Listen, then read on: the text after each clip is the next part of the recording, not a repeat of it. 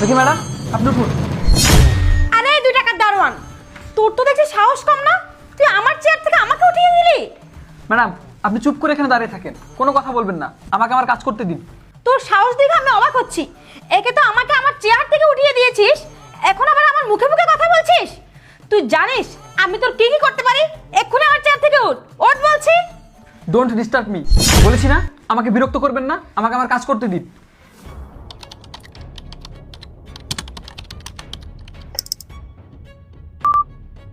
বাবা, সামান্য 2 টাকার দারোয়ান হয়ে বড় বড় কথা বলছিস?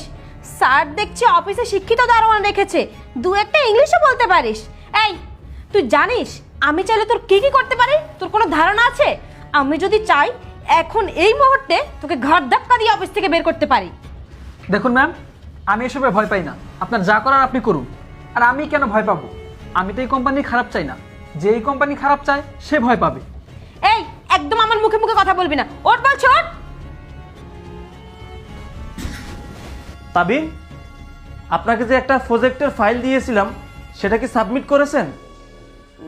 না মানে স্যার, আসলে ওটা তো এখনো কমপ্লিট হয়নি, তবে স্যার আমি কালকের ভিতর করে দিব, শিওর। চুপ করুন আপনি।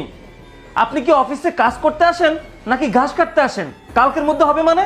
আপনি কি জানেন আজকের মধ্যে যদি ফাইলটা সাবমিট না দেওয়া হয় আমাদের অনেক বড় ক্ষতি হয়ে যাবে। স্যার